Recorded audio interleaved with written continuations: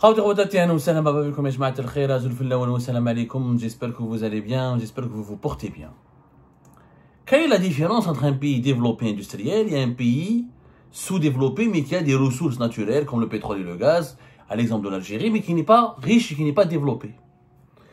Comment se fait-il qu'un pays comme le Japon, qui n'a pas de pétrole ni de gaz, etc., est beaucoup plus riche et beaucoup plus développé que l'Algérie qui a le pétrole, le gaz, le phosphate, l'or, le cuivre et plusieurs ressources naturelles? La richesse n'a jamais été de détenir un sous-sol riche.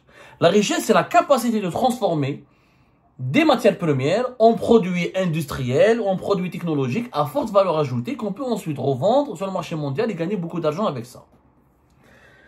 En Algérie, nous avons beaucoup de pétrole et de gaz. Mais nous avons aussi du phosphate, du fer, du cuivre, de l'or. Nous avons beaucoup de minerais et de ressources naturelles. Mais on est un pays pauvre, un pays sous-développé. Alors que la Corée du Sud, la Chine, bon, la Chine elle a des ressources, c'est un pays géant. Le Japon, il y a des pays, des micro-pays qui ont des territoires limités, etc., comme la Corée du Sud et le Japon, mais qui sont extrêmement riches et industrialisés. Pourquoi? Parce que nous, en Algérie, on vend notre richesse en matière brute. On vend de la matière première. Alors que cette matière première, les pays industrialisés vont l'utiliser, ils vont la transformer, et l'utiliser pour fabriquer des produits à forte valeur ajoutée, ils vont nous les revendre. C'est-à-dire que nous, quand on vend du pétrole et du gaz ou du phosphate et du fer en brut, en matière brute, on va racheter plus tard à ces pays développés ce que les pays développés vont nous vendre, vont fabriquer avec notre propre matière première, des produits à valeur ajoutée. C'est pour ça qu'on est perdant. On est perdant en Algérie, on est resté sous-développé parce qu'on n'a jamais su faire une transformation ou gérer une transformation ou créer une transformation industrielle de nos richesses qui sont dans notre sous-sol. Je vais parler aujourd'hui d'un exemple très concret. Le phosphate. L'Algérie a parmi les 5 plus grandes réserves mondiales de phosphate. On a plus de 2 milliards de tonnes de réserves. Et pourtant, la production nationale, elle est extrêmement faible. Elle est uniquement de 2 millions de tonnes de phosphate. La production de phosphate, elle est quasiment exportée. Pourquoi? Parce qu'en Algérie, on n'utilise pas le phosphate. On n'a pas une industrie qui peut transformer le phosphate et utiliser le phosphate dans des applications industrielles. Le phosphate est stratégique. Il est utilisé pour la fabrication des engrais, tout ce qui est engrais fertilisants pour l'agriculture et la production agricole. Et c'est un domaine d'avenir. Tous les grands pays se battent pour accéder aux plus grandes réserves de phosphate et pour innover et créer des industries de fabrication des engrais prospères et puissantes parce que d'ici 2050, on sera à 10 milliards d'êtres humains. Et comment nourrir tous ces êtres humains si on n'a pas une agriculture intensive qui produit beaucoup de légumes et de produits alimentaires et de fruits pour nourrir toute la population mondiale? Donc il faut maîtriser l'industrie des engrais. En Algérie, l'industrie des engrais, on produit des engrais mais uniquement à partir du gaz. Pas à partir du phosphate, alors que nous avons beaucoup de réserves de phosphate. Si on était intelligent dans notre pays, on laisserait notre gaz pour d'autres types d'industries, ou on exporterait notre gaz brut mondialement quand il est cher sur le marché mondial, ou on l'utilise, on le transforme en GNL, en gaz naturel liquéfié, qui est très demandé, qui est très cher, et on va fabriquer les engrais avec le phosphate. Mais en Algérie, on n'est pas intelligent, on n'a pas de stratégie, on gaspille notre gaz pour les engrais, alors que le gaz coûte déjà très cher. Il est déjà très demandé et prestigieux. Et on peut l'utiliser dans beaucoup de domaines industriels. Alors qu'on a des réserves vierges de phosphate qui sont inutilisables. Les 2 millions de tonnes de phosphate que nous produisons en Algérie sont exportées quasiment à l'étranger et ça nous rapporte, en 2024, ça nous a rapporté 193 millions de dollars. Vous allez me dire, Abdou, mais c'est pas mal. C'est que dalle, c'est rien du tout, c'est du pipi de chat. Pourquoi c'est du pipi de chat? Parce que le phosphate, non seulement on en a besoin pour fabriquer les engrais, si on fabriquait nous-mêmes les engrais à partir du phosphate, on pourrait exporter des engrais phosphatés, on pourrait gagner 3 ou 4 fois plus que les 193 millions de dollars que nous avons gagnés en 2024. Le phosphate il est utilisé dans l'industrie pharmaceutique, il est utilisé dans l'industrie agroalimentaire, pour les additifs alimentaires, pour certains composants alimentaires, il est utilisé pour la métallurgie, la sidérurgie, il est utilisé dans la biotechnologie, il a beaucoup d'applications industrielles. Nous, si on était intelligent, on devrait investir avec des partenaires étrangers. Au lieu de leur vendre du phosphate en brut, on devrait ramener les Chinois, les Indiens, les Européens, les Américains, pour créer avec eux des filières industrielles pour transformer ce phosphate en produits finis, comme les engrais, comme les additifs alimentaires, comme Dans la céramique, on utilise aussi, dans les détergents, dans les dentifrices, dans les cosmétiques. Il a beaucoup d'applications le phosphate. Mais non, nous, on veut pas se fatiguer, on veut juste gagner de l'argent. On veut pas développer un pays, on veut gagner de l'argent. Pour gagner de l'argent, la façon la plus facile, c'est simple, tu vends la matière première en brut. C'est ce que fait l'Algérie. Donc du coup, on gagne que 193 millions de dollars. Et avec ce phosphate qu'on va vendre aux Indiens, aux Japonais, aux Chinois, etc., eux, ils vont fabriquer des produits à valeur ajoutée en pharmaceutique, en engrais, en métallurgie, en céramique, ou là en biotechnologie. Ils vont nous les revendre en médicaments, etc. Et nous, on est perdants. Vous allez me dire, Abdou, les dirigeants algériens, est-ce qu'ils ne connaissent pas cette réalité? Pas tous, certains la connaissent. Alors pourquoi ils ne passent pas à l'industrie? Pourquoi les Chinois, par exemple, ils sont venus depuis 2018, ils ont proposé aux Algériens d'investir 6 milliards de dollars pour créer une filière industrielle du phosphate, extraire le phosphate en Algérie, le transformer à Sokhara, c'est à Skikda, et l'exporter depuis Annaba, et on va fabriquer des engrais, et on pourrait gagner au moins 3 milliards de dollars d'exportation. À l'exportation, on aura 3 milliards de dollars, alors qu'en ce moment, avec notre phosphate, on gagne que 193 millions de dollars. Avec un projet industriel comme celui que les Chinois ont proposé à l'Algérie dans le PPI de Tebessa, le projet phosphatier intégré de Tebessa, on pourrait gagner 3 milliards de dollars. Vous imaginez la différence? Une transformation industrielle du phosphate pourrait nous ramener 3 milliards de dollars. Alors qu'une simple exportation de phosphate en brut ne ramène que même pas 200 millions de dollars. Ça n'a pas été fait, mauvaise gouvernance, mauvaise décision, pays instable, mais surtout, et c'est là l'histoire secrète que nous allons vous raconter, c'est l'histoire secrète de la corruption autour du phosphate, c'est la corruption. La grande corruption. En Algérie, l'exportation du phosphate a toujours été gérée par un groupe qui s'appelle Ferfos, dont personne ne connaît, parce qu'en Algérie, on s'intéresse pas comme on s'intéresse uniquement au pétrole et au gaz, comme on vit uniquement grâce à l'argent du gaz, on pense que dans les autres secteurs, miniers notamment, il n'y a pas d'argent. Il n'y a pas autant d'argent dans le pétrole et dans le gaz que le gaz, mais il y a de l'argent. Il y a de l'argent à se faire. Mais on n'en parle pas. Le groupe Ferfos, il a vu une filiale importante, c'est elle qui gérait, s'appelle Somifos. Somifos, c'est elle qui est essentiellement chargée de l'extraction de la production du phosphate et de son exportation. Ferfos a changé. Je crois qu'il n'existe plus, puisqu'il a été restructuré depuis 2005, et il s'appelle, maintenant c'est le groupe Manel. Mais la Somifos existe toujours, et c'est elle qui vend les produits, qui vend le phosphate à l'état brut. C'est du phosphate algérien qui est exporté directement, et c'est elle qui exporte et qui produit les 2 millions de tonnes. Somifos, Ferfos, durant les années 2005-2010, il y a eu des gros scandales. Et quel était l'acteur principal de ce scandale? Parmi les dirigeants du secteur du phosphate, il y a à l'époque, c'était un certain Sharafdin Amara, qui est le fameux président de la Fédération algérienne de football de 2021-2022, et qui dirige le groupe Madar depuis 2017, le groupe Madar l'ex-SNTA, fabrication des allumettes et des cigarettes et des produits de tabac, avec les Émiratis, notamment pour la licence pour la Stime et pour UTC, pour la fabrication et la distribution des produits pour les cigarettes algériennes et les cigarettes américaines Marlboro. Le groupe Madar est devenu très riche.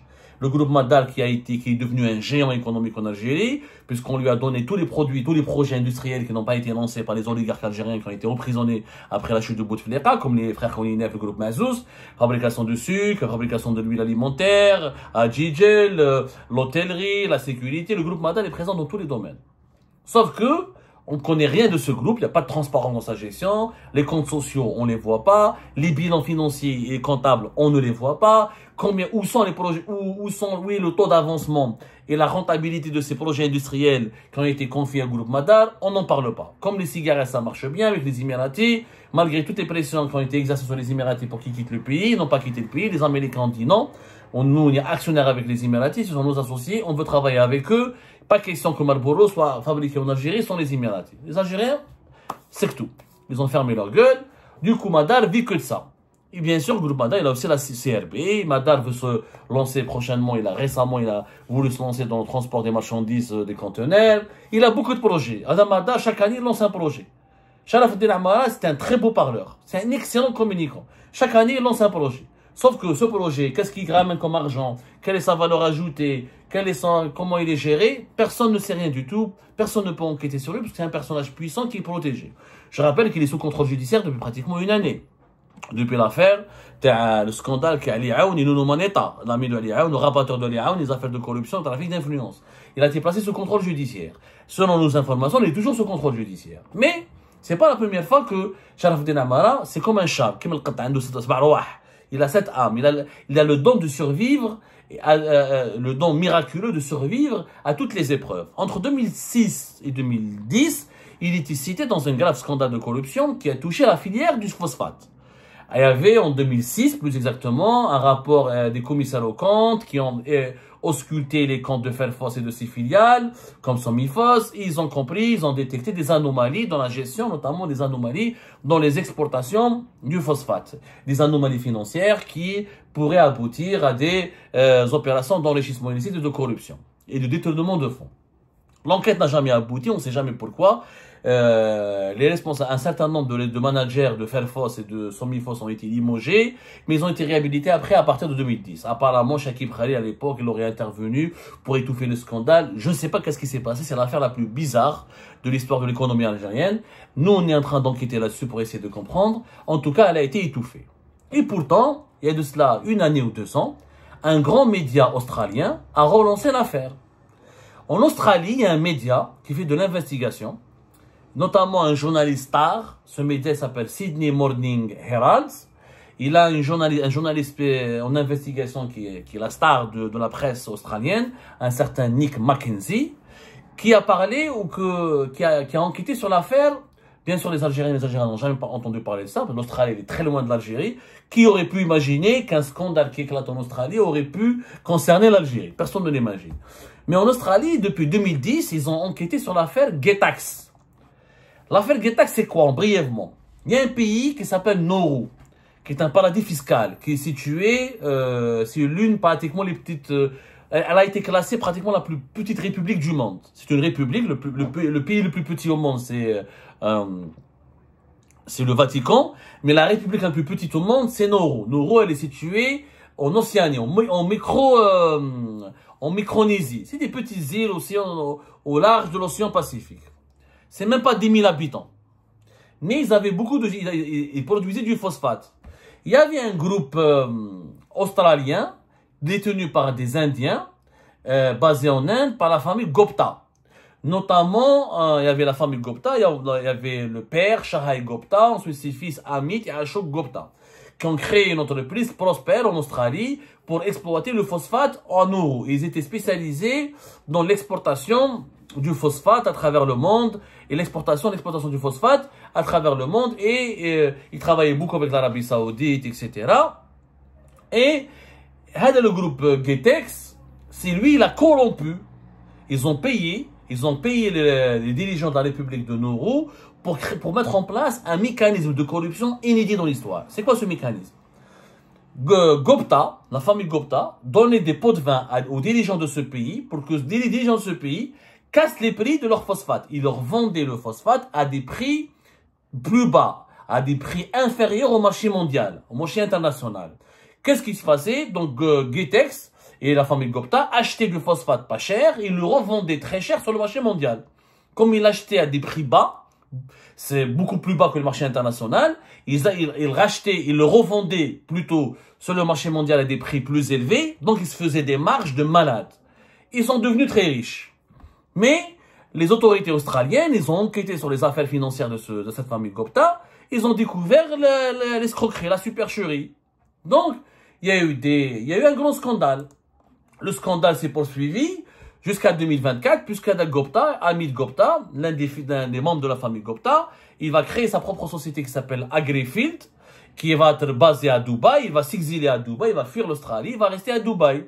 Il va utiliser Dubaï comme principale base pour son travail, pour son business. Toujours, il achète le phosphate à l'état brut, il le revend sur le marché mondial.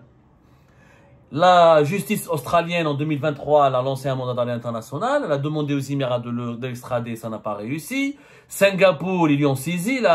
En Australie, les autorités ont saisi des comptes bancaires et des propriétés immobilières d'une valeur de 800 millions de dollars à la famille Gupta. La famille Gupta, notamment Hamid Gupta, en s'installant à Dubaï, il a fui, il a pu se mettre à l'abri des poursuites judiciaires et de la traque qui a été lancée à son encontre par la justice australienne. À Singapour, il a eu des problèmes. À Singapour, ici, ils ont saisi des biens, des comptes bancaires, etc. D'une valeur de 200 millions de dollars. À New York, aux États-Unis, il y a eu une enquête contre lui. Donc, en Australie, à Singapour, aux États-Unis d'Amérique, ils ont tous lancé contre lui des mandats d'arrêt internationaux. Il a une notice rouge, mais il est resté. Il n'a pas pu quitter Dubaï.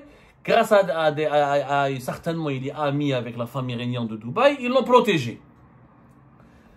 Il s'avère que lorsque la presse australienne a planché à récupérer des documents sur les opérations financières de ce Hamid Gupta et sa société Agrifield, ils ont découvert que parmi les fournisseurs et les clients que Hamid Gupta était le client de la société algérienne Somifos. Et que Somifos faisait exactement comme un euro, elle vendait du phosphate brut à Hamid Gupta, mais à des prix très très bas. Et à des prix même plus bas quelquefois que les prix qui étaient pratiqués sur le marché mondial.